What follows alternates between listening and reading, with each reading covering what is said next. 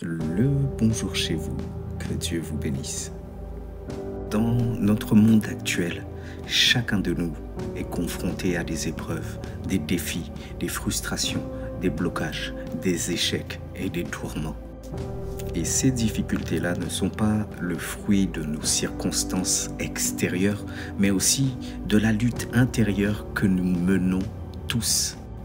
La vie et le royaume des esprits qui influencent notre existence jouent un rôle crucial dans cette dynamique. Heureusement, certains sont tentés par la voie du désespoir qui amène au suicide ou même de la violence envers autrui, parce qu'ils ont été manipulés par des forces obscures alimentées par la colère, la frustration et l'égoïsme. Ce que nous devons comprendre, c'est que la richesse véritable ne réside pas dans l'accumulation de biens, de pouvoir ou d'apparence. Elle réside dans l'amour, le partage, la bienveillance et la paix intérieure. Ou si tu préfères, la paix de l'âme. Et ces qualités sont le fondement d'une vie épanouie et d'une humanité unie.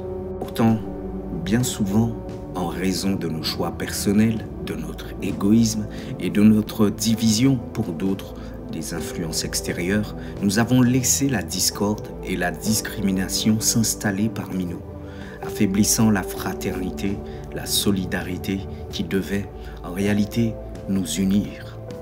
Nous unir afin que nous soyons plus forts, afin que nous ne soyons pas captifs. Nous avançons. Il est essentiel de réaliser que chaque acte de violence, de meurtre, chaque suicide n'est pas seulement l'expression d'un mal individuel, mais aussi et surtout la manifestation de manipulation spirituelle. Nous parlons là des esprits malveillants qui se servent de nos émotions négatives comme la colère, la haine, le désespoir, l'envie, la jalousie pour nous pousser à l'irréparable. C'est comme ça qu'ils exploitent nos faiblesses pour semer la destruction, la division et la désolation. Nous devons comprendre que nul n'a le droit ni la légitimité de pouvoir ôter la vie d'autrui ou de se donner la mort. La vie est un don précieux. C'est une bénédiction divine que nous devons chérir et considérer, respecter. Chaque être humain est une création de Dieu, porteur d'une valeur divine et infinie. La destruction de la vie, qu'elle soit la nôtre ou celle des autres, revient à défier la sagesse divine et l'ordre divin. Pour pouvoir sortir de cette spirale de violence et de désespoir, il est indispensable de recentrer nos pensées et nos forces sur ce qui fait la richesse véritable. Donc là, on parle de l'amour sincère, de la compassion, de la bienveillance, de l'authenticité. C'est seulement en cultivant ces qualités que nous brisons les manipulations spirituelles et que nous retrouvons notre humanité.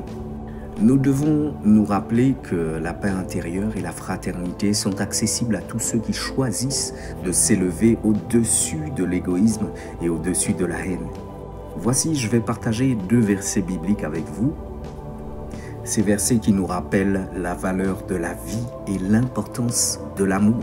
Jean 13 au verset 34, nous lisons la parole du Seigneur. « Je vous donne un commandement nouveau.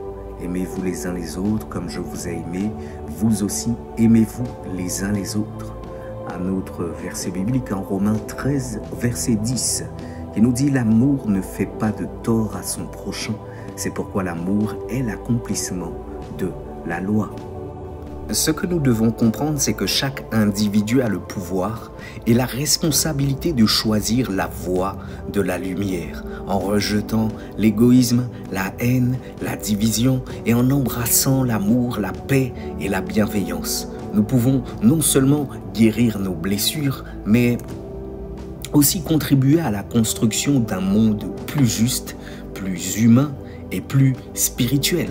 La véritable richesse de l'homme réside dans l'intégrité, la pureté de son cœur, dans sa capacité à aimer inconditionnellement. Je prie en ces instants afin que nous puissions nous rappeler que la vie est un don précieux et qu'en cultivant la paix intérieure et le respect de la vie, nous participons à l'œuvre divine de rédemption et de la réconciliation sur la terre. Que Dieu nous bénisse. Je vous dis shalom. À très bientôt.